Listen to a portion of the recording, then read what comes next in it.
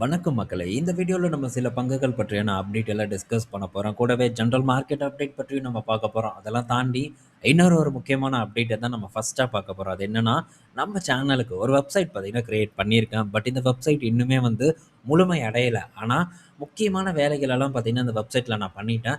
இன்னும் சில முக்கியமான விஷயங்களும் இருக்கு. அது வரக்கூடிய நாட்கள்ல நான் பண்ணுவேன். ஸோ என்னோட எய்ம் என்னன்னா, வரக்கூடிய இந்த காலாண்டு ரிசல்ட் Q4 ரிசல்ட்டுக்குள்ள இந்த பணிகள் எல்லாம் முடிக்கணும் அப்படிங்கிற ஒரு எதிர்பார்ப்பு இருக்கு. அதுக்குள்ள முடிக்க முடியுமான்ட்டு தெரியல. பட் கூடிய விரைவில் நம்ம முடிப்போம். இதுல என்னென்ன நம்ம பார்க்க போறோம்னா, ஸோ ஃபர்ஸ்ட்டு நம்ம வெப்சைட்டோட சாம்பிள் பார்ப்போம். இதுதான் பார்த்தீங்கன்னா வெப்சைட்டோட சாம்பிள். readaloption.blogspot.com இது நம்ம வெப்சைட்டோட அட்ரஸ். ஸோ இத போட்டீங்கன்னா, நம்மளோட வெப்சைட்குள்ள வரும். ஸோ இதுல ஒரு 2 ஆர்டிக்கிள் பார்த்தீங்கன்னா நான் போட்டிருக்கேன். இத நான் டெலகிராம்லயும் ஷேர் பண்றேன். இந்த வீடியோவோட லிங்க்குக்கு கீழயும் நான் ஷேர் பண்றேன். ஸோ இன்ட்ரஸ்டடா இருந்ததுன்னா நீங்க போய் தாராளமா படிச்சு பார்க்கலாம். ஸோ ஃபர்ஸ்ட் ஆர்டிக்கிள் பார்த்தீங்கன்னா, KNRC ரிலேட்டடான ஒரு அப்டேட். அடுத்தது இந்த டேட்டா சென்டர் மூலமா வளர்ச்சி காண போகும் பங்குகள் பற்றியான அப்டேட் குடுத்துருக்கேன். ஸோ இதில ஃபினாலெக்ஸ் கேபிள் உட்பட பங்குகள் பற்றியான ஒரு அனாலிசிஸ் பார்த்தீங்கன்னா இருக்கும். சின்னதா இருக்கும். ஸோ அதையும் நீங்க செக் பண்ணி பார்த்தீங்கன்னா, உங்களுக்கு கொஞ்சம் அண்டர்ஸ்டாண்ட் ஆகும். ஸோ இந்த வெப்சைட்ல நம்ம என்ன பண்ண போறோம் அப்படின்னு பார்த்தீங்கன்னா, ஸோ நம்ம மார்க்கெட் அப்டேட் பார்க்க போறோம். இதில நம்ம ஃபாலோ பண்ணிட்டு இருக்கக்கூடிய கம்பெனிஸோட ரிசல்ட்ட இதில டிஸ்கஸ் பண்ண போறோம். அடுத்தது IPOஸ் பற்றியான அப்டேட்டும் இந்த வெப்சைட்ல நம்ம பதிவு பண்ண போறோம். இத தாண்டி ஸோ சில பங்குகள் பற்றியான அனாலிசிஸ நம்ம இப்போ வீடியோல டிஸ்கஸ் பண்ணிட்டு இருக்கோம். இத தாண்டி நம்ம வெப்சைட்ல பதிவா போடலாம் அப்படிங்கிற ஒரு எண்ணம் எனக்கு இருந்தது. ஸோ அந்த பதிவ பார்க்கும்போது இன்னும் கொஞ்சம் உங்களுக்கு ஒரு கிளியரான ஒரு அண்டர்ஸ்டாண்டிங் ஏற்படலாம் அப்படிங்கிற எதிர்பார்ப்பு இருக்கு. அத தாண்டி இன்னும் சில சுய ஆர்டிகல்ஸும் பார்த்தீங்கன்னா, இந்த இடத்துல போஸ்ட் பண்ணலாம் அப்படிங்கிற ஒரு எண்ணத்துல இருக்கேன். கூடவே குளோபல் மார்க்கெட் அப்டேட் பற்றியும் நம்ம இந்த வெப்சைட்ல டிஸ்கஸ் பண்ண போறோம். ஏன்னா, ஸோ இப்போ குளோபல் மார்க்கெட் இன்வெஸ்ட்மென்ட் பார்த்தீங்கன்னா, இன்னும் வரக்கூடிய மாதங்கள்ல நம்ம நாட்டுல பெரிய அளவுக்கு தல தூக்கும். ஸோ அந்த டைம்ல நம்ம ஈஸியா அமெரிக்க செய்திகள், மற்ற நாடுகள் சைனா போன்ற அ நாடுகளிடம் இருந்து வரக்கூடிய செய்திகள நம்மளுடைய மொழியில தமிழ்ல பதிவு பண்ணலாம். ஸோ இது மற்ற நண்பர்களுக்கும் பயனுள்ளதா இருக்குங்கிறதுக்காக இத நான் ஸ்டார்ட் பண்ணியிருக்கேன்.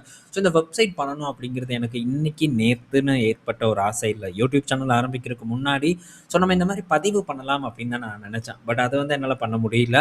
ஸோ நான் ஆரம்பிக்கவும் செஞ்சேன். பட் அத நான் பண்ணல. அத விட்டுட்டு தான் யூடியூப் பக்கம் வந்தேன். ஸோ இப்போ திரும்ப பார்த்தீங்கன்னா, வெப்சைட்க்கான நேரம் வந்திருக்கு. ஸோ இத நம்ம இனி தொடர்ந்து நம்ம பார்ப்போம். முக்கியமான இன்ஃபர்மேஷன் எல்லாமே இந்த இடத்துல நம்ம டிஸ்கஸ் பண்ணுவோம். மேபி புதுசா ஏதாச்சும் ஒரு பங்கு நம்ம ஃபோக்கஸ் பண்றோம் அப்படின்னாலும், அத கண்டிப்பா நம்ம வீடியோலயும் டிஸ்கஸ் பண்ணுவோம். கூடவே வெப்சைட்லயும் பார்த்தீங்கன்னா, ஆர்டிக்கிளா அத நம்ம பதிவு பண்ணணும்னா, இன்னும் ஒரு கூடுதலான ஒரு புரிதல் நம்ம நண்பர்களுக்கு ஏற்படும் அப்படிங்கிற எதிர்பார்ப்பு இருக்கு.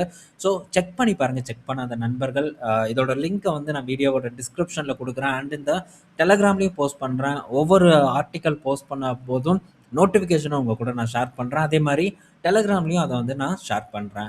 ஸோ நீங்க யூஸ் பண்ணிக்குவீங்க அப்படின்னு நான் நெனைக்கிறேன். ஸோ இப்பவும் சொல்றேன். இந்த மாரியான ஆர்டிக்கிள் நம்ம எந்த ஆர்டிக்கிள் போட்டாலும் சரி, ஸோ இதில பெய்ட் ஆர்டிக்கிள் அப்படிங்கிறதே இருக்காது.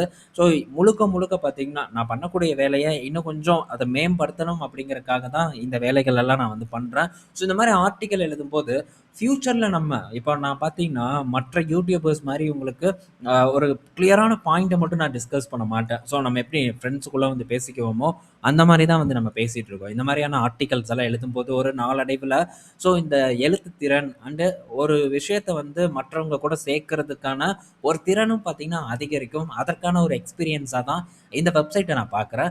ஸோ நீங்களும் இத யூஸ் பண்ணி பயனடையணும் அப்படிங்கிறது என்னுடைய ஒரு எதிர்பார்ப்பா இருக்கு. ஸோ இதில எந்த விதமான பெய்டு கன்டென்ட்டும் இடம்பெறாது அப்படிங்கிறத ஆரம்பிக்கக்கூடிய நாள்லயே உங்க கூட நான் ஷேர் பண்ணிக்கிறேன்.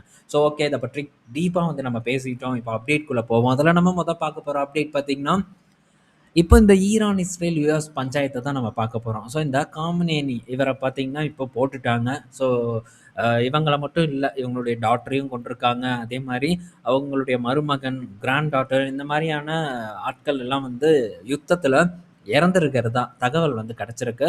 ஸோ புதுசா ஒரு தலைவரையும் போட்டிருக்காங்க. கண்டிப்பா பார்த்தீங்கன்னா, இன்னும் போர் நிற்கிறதில்ல. ஸோ இது இன்னும் சூடு பிடிச்சுட்டு தான் போயிட்டுருக்கு. இன்னொரு பக்கம் ட்ரம்ப் பார்த்தீங்கன்னா, சரணடைஞ்சிருங்க. ராணுவம், ஈரான் நாட்டு போலீஸ் எல்லாரும் ஆயுதங்கள கீழ போட்டு சரணடைஞ்சிருங்க. சரணடையலன்னா மரணம் தான் பதில் அப்படின்னு சொல்லியிருக்காரு. இல்ல சரணடைஞ்சீங்கன்னா, உங்களுக்கு மன்னிப்பு குடுக்கப்படும். உங்கள பாதுகாப்பா நாங்க நடத்துவோம் அப்படிங்கிற மாரியும் ட்ரம்ப் தரப்புல இருந்து அப்டேட் வந்திருக்கு. பட் இத கடுமையா ஈரான் மறுக்கிறாங்க. பட் இது ரொம்ப நாட்களுக்கு நீடிக்காது இந்த யுத்தம் அப்படின்னு நான் எதிர்பார்க்கிறேன். ஆனா இதோட தாக்கம் பார்த்தீங்கன்னா, கண்டிப்பா எல்லா பக்கமும் இருக்கும். ஸோ இந்த அரப் கண்ட்ரீஸ்ல எல்லாமே அங்கங்க பார்த்தீங்கன்னா, மிசைல் விழுந்திருக்கு. துபாய்ல ஏதோ ஒரு ஹோட்டல் கிட்ட விழுந்திருக்கிறத நான் பார்த்தேன். ஸோ இன்னும் மற்ற இடத்துலயும் வந்து அதோட எஃபெக்ட்ட வந்து ஃபீல் பண்ண முடியுதுன்ட்டு நண்பர்கள் நேத்து கமெண்ட் பண்ணியிருந்தாங்க. ஸோ எல்லாம் சேஃபா வந்து இருந்துக்கோங்க. பெருசா அந்த சைடு ஒண்ணும் ப்ராப்ளம் வராது அப்படிங்கிற ஒரு நம்பிக்கை இருந்தாலும் கூட, நம்மளுடைய சேஃப்டிய நம்ம தான் வந்து பார்த்துக்கணும். ஸோ பார்ப்போம். இது நிக்கணும் அப்படிங்கிறது தான் நம்மளுடைய பிரார்த்தனை. ஸோ இதனால மார்க்கெட் இறங்கி அதில ஒரு பயனடையணும் அப்படிங்கிறது நம்மளுடைய நோக்கமா இருக்கக்கூடாது. ஸோ வார் இதெல்லாம் வந்து நடக்காம இருக்கிற வரைக்கும் தான் நமக்கு ரொம்பவே வந்து நல்லது. ஸோ இந்த வார் இதெல்லாம் நடந்ததுன்னா, என்னதான் மார்க்கெட்ல பங்குகள் கீழ இறங்குனாலும் கூட, நம்மளுடைய மற்ற இயல்பான வாழ்க்கை பாதிக்கப்படுவதற்கான வாய்ப்பு இருக்கு. பல இடத்துல மக்கள்கள் கொல்லப்படுவதும் நடந்துட்டே தான் வந்து இருக்கும். ஸோ இதனால இதெல்லாம் சீக்கிரம் நின்னு, திரும்ப உலகம் அப்படியே வந்து ஸ்மூத்தா போகணும் அப்படிங்கிறது தான் என்னுடைய வேண்டுதலா இருக்கு. பார்ப்போம் என்ன நடக்குதுன்ட்டு. ஸோ அடுத்தது பார்த்தீங்கன்னா, ஐசிஐசிஐ புரூடென்ஷியல் கிட்ட இருந்து ஒரு அப்டேட், மியூச்சுவல் ஃபண்ட்ஸ் கிட்ட இருந்து அப்டேட் வந்திருக்கு. ஸோ 3 இன்டர்நேஷனல் ஃபண்ட்ஸோட சப்ஸ்கிரிப்ஷன டிஸ்கன்டின்யூ பண்ணியிருக்கிறதா ஒரு டேட்டா குடுத்துருக்காங்க. என்னென்னன்னு நம்ம பார்ப்போம்.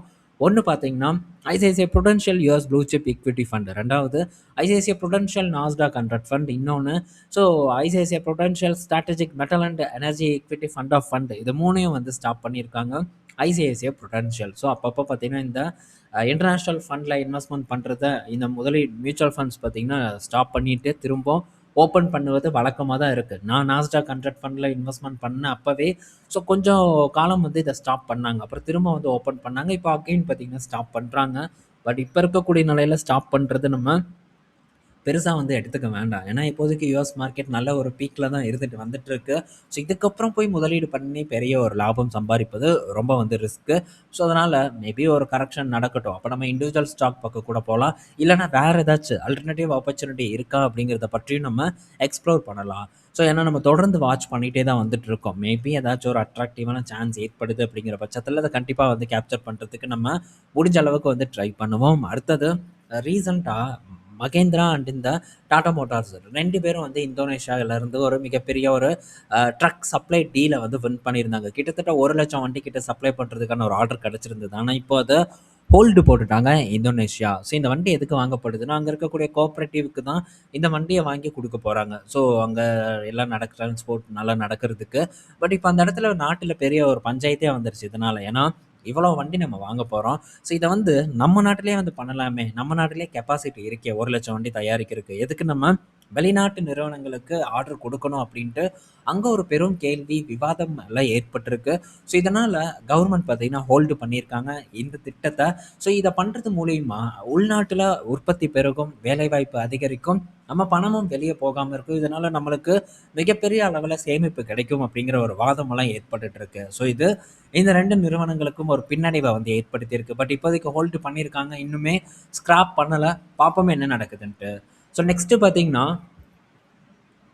ஸோ க்ரோ கிட்ட இருந்து ஒரு அப்டேட் வந்திருக்கு. சிஇஓ என்ன சொல்றாங்கன்னா, நாங்க இப்போ எங்களுடைய பிசினஸ டைவர்சிஃபை பண்ண போறோம். வெறும் இந்த புரோக்கரேஜ் பிசினஸ மட்டும் வந்து நாங்க சார்ந்து இல்லாம, இந்த வெல்த் மேனேஜ்மென்ட் பிசினஸ்லயும் வந்து நாங்க களம் இறங்கியிருக்கோம். அத இன்னும் நல்ல ஒரு வளர்ச்சி பாதையில நோக்கி கொண்டு போவோம் அப்டின்ட்டும் இந்த சிஇஓ பார்த்தீங்கன்னா தெரியப்படுத்தியிருக்காரு. இப்போதைக்கு அவங்க ஓவரால் ரெவென்யூல 6% வரைக்கான ரெவென்யூ பார்த்தீங்கன்னா, இந்த வெல்த் மேனேஜ்மென்ட் பிசினஸ்ல கிடைக்குது. ஒரு வருஷத்துல 232 கோடி பார்த்தீங்கன்னா ஜெனரேட் பண்ணியிருக்காங்க.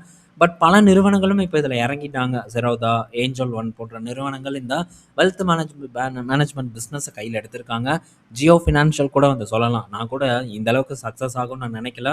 ஜியோ ஃபினான்ஷியல பொறுத்தவரைக்கும். ஆனா, முதலீட்டாளர்கள் ஜியோ ஃபினான்ஸ் ஃபண்ட்ல இன்வெஸ்ட்மென்ட் பண்றதுக்கான ஆர்வத்த பெரிய அளவுக்கு வந்து காட்டிட்டு இருக்காங்க. ஃப்ளெக்ஸி கேப் ஃபண்ட் எல்லாம் வேற லெவலான ஒரு வளர்ச்சியா இந்த ஜியோவோட மியூச்சுவல் ஃபண்ட்ஸுக்கு வந்து குடுத்துட்டு வந்துட்டுருக்கு. ஸோ பொறுத்திருந்து பார்ப்போம் என்ன நடக்குதுன்ட்டு. நல்ல வளர்ச்சிய குடுக்கும்னு நான் நினைக்கிறேன். பட் இடப்பட்ட டைம்ல மார்க்கெட் சரிவு நமக்கு ஒரு ஆப்பர்ச்சுனிட்டிய ஏற்படுத்தி குடுக்குங்கிற நம்பிக்கையும் எனக்கு இருக்கு. அடுத்தது Zydus கிட்ட இருந்து ஒரு அப்டேட் என்னன்னா, ஸோ Zydusக்கு வந்து ஒரு 2 ட்ரக்குக்கான யுஎஸ் எஃப்டிஏ அப்ரூவல் வந்து கிடைச்சிருக்கு. ஸோ லெப்ரோசி அதுக்கப்புறம் ஆன்டி பாராசிட்டிக் 2 ட்ரக்க பார்த்தீங்கன்னா, இப்போ யுஎஸ் எஃப்டிஏ அங்க லான்ச் பண்றதுக்கான அப்ரூவல் குடுத்துருக்காங்க. இது நல்ல செய்தி Zydusஅ பொறுத்தவரைக்கும். ஸோ தொடர்ந்து பார்த்தீங்கன்னா, புது மருந்துகளுக்கான அப்ரூவல் கிடைக்குது. ஆனாலும் இந்த பங்கு ஏன் கீழ விழுகுதுங்கிற கேள்வி இருக்கும். ஸோ இந்த மருந்துகள்னால பெரிய அளவுக்கான வருமானமெல்லாம் இந்த நிறுவனத்துக்கு வரப்போறதில்ல. ஒரு பெரிய போர்ட்ஃபோலியோ இந்த நிறுவனத்துக்கு இருக்குமே தவிர, வருமானம் ஒரு பெரிய அளவுக்கு வருமானத்தை ஏற்படுத்துமான்னு கேட்டா ஏற்படுத்தாது. அதனால தான் மார்க்கெட்ல இந்த மாதிரியான செய்திகள் ஒரு பெரிய ரியாக்ஷன குடுக்காம வந்து அப்படியே இந்த பங்க ஒரே இடத்துல வச்சுட்டு இருக்கு. ஸோ இந்த புரிதல் நம்ம நண்பர்களுக்கு வேணுங்கிறதுக்காக இந்த பாயிண்ட்ட நான் ஆட் பண்ணியிருக்கேன். ஸோ ஒரு பெரிய ஒரு ட்ரக் எப்படி வந்து ரெவ்லிமிட் கிடைச்சதோ, அந்த மாதிரி ஒரு பெரிய ஒரு ட்ரக் கிடைச்சா தான் இந்த நிறுவனத்துக்கு அடுத்த கட்ட ஒரு நல்ல வளர்ச்சி ஏற்படும். அதர்வைஸ் நம்ம இவங்களுடைய பர்ஃபார்மன்ஸ் பார்த்தீங்கன்னா ஃப்ளாட்டா தான் இருக்கும். ஏன்னா இந்த ட்ரக்க வெறும் Zydus மட்டும் வந்து லான்ச் பண்ண மாட்டாங்க. மற்ற ஜெனரிக் கம்பெனிஸும் வந்து அமெரிக்கால லான்ச் பண்ணுவாங்க. இதனால பிரைசிங் காம்படிஷன் இருக்கும். பிரைசிங் பிரஷர் இருக்கும். இதெல்லாம் தாண்டி அவங்க பெரிய லாபம் பண்ணுவது கொஞ்சம் சுலபமான விஷயம் இல்ல. இது வந்து மார்க்கெட்டுக்கு தெரியும். நமக்கு தான் வந்து தெரியாம இருக்கு. ஸோ தெரிஞ்சுக்கோங்க. வெறும் ட்ரக்க மட்டும் லான்ச் பண்ணுனா, நிறுவனத்தோட விலை ஏறிட்டே இருக்கும் அப்படின்ட்டு நம்ம எதிர்பார்க்க முடியாது. ஆனா இது ஒரு ஒரு வருமானம் நீடித்த ஒரு வருமானத்த நிறுவனத்துக்கு உறுதி செய்யுங்கிறதுல எந்த மாற்று கருத்தும் இல்ல. ஸோ அடுத்தது பார்த்தீங்கன்னா, ஏசிசி பத்தி கேட்டிருந்தாங்க. ஸோ ஏசிசி பத்தி நானே நெக்ஸ்ட் வீக் டிஸ்கஸ் பண்ணலான்னு தான் இருந்தேன். ஏசிசி ஆல்மோஸ்ட் வந்து ஒரு நல்ல சப்போர்ட்ல தான் இப்போ வந்து கிடக்குது. ஒரு நல்ல சரிவு பார்த்தீங்கன்னா, ஏசிசில மட்டும் இல்ல, அம்புஜாலயும் வந்து ஏற்பட்டிருக்கு. ஸோ 2 மெர்ஜர் இருக்கு. 2 மெர்ஜரும் பார்த்தீங்கன்னா, உடனே வந்து நடக்க போறதில்ல.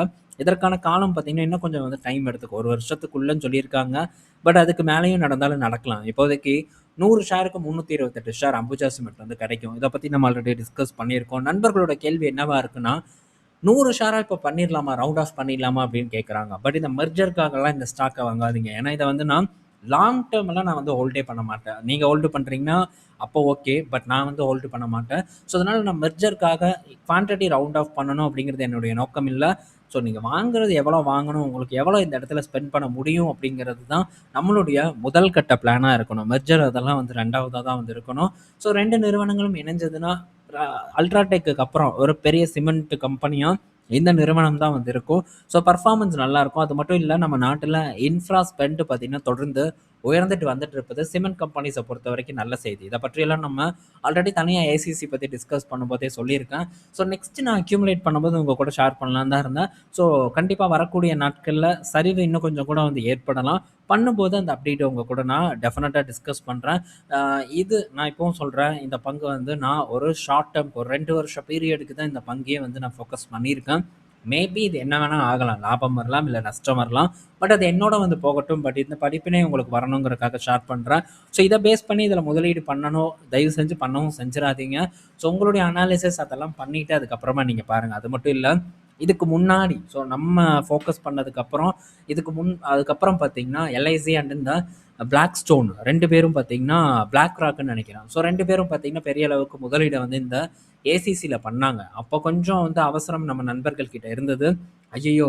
இந்த பங்க வந்து நம்ம மிஸ் பண்ணிட்டோமே! வாங்கணும்னு நெனச்சா அதுக்குள்ள மேல போயிருச்சே அப்டின்ட்டு. பட் அப்பவே நான் என்ன சொன்னேன், ஸோ இந்த மாதிரியான நிகழ்வுகள் நடக்குது அப்படிங்கிறதுக்காக நம்ம ஒரு பங்கை வந்து பர்ச்சேஸ் பண்ணக்கூடாது அப்படின்ட்டு நான் சொல்லியிருந்தேன். ஸோ நமக்கான ஆப்பர்ச்சுனிட்டி இருந்தால் மட்டும்தான் மார்க்கெட்டில் பிடிக்கணுமே தவிர, ஐயையோ மிஸ் பண்ணிட்டோமே, கையை விட்டு போயிருச்சே அப்படிங்கிற ஒரு ஃபீலிங்ஸை நம்ம மைண்டுக்குள்ளே ஏற்றணும்னா கண்டிப்பாக நம்ம மார்க்கெட்டில் சக்ஸஸ் ஆக முடியாது. ஸோ அதனால் எப்பவும் அட்ராக்டிவான லெவலில் இருக்கும்போது நீங்கள் எடுக்கக்கூடிய முடிவு மிகப்பெரிய ஒரு முடிவாக இருக்கும். அதை ரொம்ப சிந்திச்சு ஆழமா யோசிச்சு அதுக்கப்புறமா ஒரு முடிவை வந்து எடுங்க. ஸோ நான் நெக்ஸ்ட் அக்யூமுலேட் பண்ணும்போது கண்டிப்பா அந்த அப்டேட் உங்க கூட நான் ஷேர் பண்றேன். அடுத்தது பார்த்தீங்கன்னா, இண்டிகோ பெயிண்ட்ஸ் கிட்ட பற்றிய நண்பர் ஒருத்தர் வந்து தொடர்ந்து கேட்டுட்டு இருக்காரு. ஸோ இண்டிகோ பெயிண்ட்ஸ் பத்தி பார்ப்போம். இண்டிகோ பெயிண்ட்ஸ் பார்த்தீங்கன்னா, தொடர்ந்து இறங்கு முகமா இருந்துட்டு வந்துட்டு இருக்கு. வேற இவங்க மட்டும் இல்ல, மற்ற பெயிண்ட் கம்பெனிஸோட பெர்ஃபார்மன்ஸ் எப்படி இருக்குன்னு நம்ம பார்த்துட்டு தான் இருக்கோம். அதுவும் சரிவடைஞ்சிட்டு தான் இருக்கு. இந்த இண்டிகோ பெயிண்ட்ஸ் ஆல்மோஸ்ட் பார்த்தீங்கன்னா, ரூ. 3,300 கிட்ட இருந்தது. இப்போ வெறும் ரூ. 900 கிட்ட பார்த்தீங்கன்னா ட்ரேட் ஆயிட்டு இருக்கு. ஸோ இவங்களோட மார்க்கெட் ஷேர் பார்க்கும்போது ரொம்ப கம்மி. நான் வந்து அதனால தான் இத சூஸ் பண்ணல. நான் சூஸ் பண்ணது ஏஷியன் பெயிண்ட்டு. அ இந்த பங்க பொறுத்தவரைக்கும் அரவுண்ட் ஒரு 2-3% வரைக்கான ஒரு மார்க்கெட் ஷேர தான் இந்த அ பெயிண்ட் இண்டஸ்ட்ரியில வந்து வச்சிருக்காங்க. ஸோ இது கொஞ்சம் ரிஸ்க் என்ன பொறுத்தவரைக்கும். ஆனா ஒரு பெரிய ஒரு சப்போர்ட்ல இருக்கு. பட் இந்த சப்போர்ட் மட்டுமே உறுதியா தாங்குமா அப்படின்னு கேட்டா, அது கேள்விக்குறி தான். மேபி இந்த சப்போர்ட்ட உடைச்சிட்டு கூட கீழ போறதுக்கான வாய்ப்பு இருக்கு. ஸோ இந்த மாரி கம்மி மார்க்கெட் ஷேர் உள்ள பங்குகள் அஃபெக்ட் ஆவது உறுதி. ஏன்னா, இப்போ காம்படிஷன் எப்படி போயிட்டு இருக்குன்னு நம்ம பார்க்குறோம். ஜேஎஸ்டபிள்யூ ரொம்ப அக்ரெசிவா ப்ளே பண்ணிட்டு இருக்காங்க. பிர்லா ஓப்பஸ் பார்க்கும்போதும் அக்ரெசிவா ப்ளே பண்ணிட்டு இருக்காங்க. ஸோ இத தாக்கு பிடிக்கும் சக்தி இவங்களுக்கு இருக்கா? ஸோ பிரைசிங் மார்ஜின காம்ப்ரமைஸ் பண்றதுக்கான ஒரு சக்தி இருக்கா? இதெல்லாம் நம்ம யோசிக்கணும். ஏஷியன் பெயிண்ட்டுக்கு இதெல்லாம் இருக்கு. இத பத்தி தனியா கூட நம்ம பேசியிருக்கோம். ஸோ அதனால அத நான் ஃபோக்கஸ் பண்ணேன். இறங்கிருச்சு அப்படிங்கிற ஒரு காரணத்துக்காக இந்த பங்கை வந்து நம்ம ஃபோக்கஸ் பண்ண முடியாது. ஏன்னா ரிஸ்க் இருக்குது. மேபி ஷார்ட் டேர்ம் சப்போர்ட்டை பேஸ் பண்ணி பண்ணுறேன்னா பண்ணுங்கள். சப்போர்ட்டை பிரேக் பண்ணால் திரும்ப அந்த இடத்துல நம்ம எக்ஸிட் ஆகிட்டு வெளியே வரதை தவிர வேறு வழி இல்லை. பட் தைரியமாக வந்து மேபி கீழே இறங்கினாலும் ஏறும் அப்படின்ட்டு ஹோல்டு பண்ணுறதுக்கு எனக்கு வந்து தைரியம் இல்லை. ஏன்னா 30 பியில் இருக்குது. மார்க்கெட் ஷேர் பார்க்கும்போது வெறும் 2-3% இருக்குது. ஏஷியன் பெயிண்ட் ஒரு 50 பி கிட்ட இருக்கும், 50-55 பி கிட்ட இருக்கும். அதோட மார்க்கெட் ஷேர் கிட்டத்தட்ட 50% வரைக்கும் இருக்கும், 52% வரைக்கும் இருக்கும். ஸோ இதுதான் டிஃப்ரெண்ட். ஏன் அந்த கம்பெனி அதிக ஒரு ப்ரீமியமில் இருக்குது அப்படின்ட்டு ஸ்டில் மார்க்கெட் ஷேர் வச்சுருக்காங்க. பிர்லா ஒப்பஸ்னால பெருசாக வந்து கிராக் பண்ண முடியல ஏஷியன் பெயிண்ட்டை. ஸோ அவங்க லாஸ் பண்ணி தான் ஏஷியன் பெயிண்டோட மார்க்கெட் ஷேரை இழுத்துட்டு வந்துட்டு இருக்காங்க. ஸோ எத்தனை நாட்களுக்கு லாஸ் பண்ணி அவங்கள வந்து வீழ்த்த முடியுங்கிறதெல்லாம் நடக்காத ஒரு காரியம். ஸ்டேபிளாக இருப்பாங்க. பட் மற்ற கம்பெனிஸ் ஸ்டேபிளாக இருப்பாங்களாங்கிறது எனக்கு தெரியாது. ஸோ ரொம்ப கேர்ஃபுல்லாக பார்த்து இதை நீங்கள் ட்ரை பண்ணுறதுக்கு பாருங்கள். ஸோ இந்த வீடியோவில் நம்ம பல இன்ஃபர்மேஷன் பற்றி பார்த்துருப்போம். பயனுள்ளதாக இருக்கும்னு நான் நினைக்கிறேன். ஈவினிங் நம்ம இன்னொரு வீடியோவில் மீட் பண்ணுவோம். பாய் மக்களே.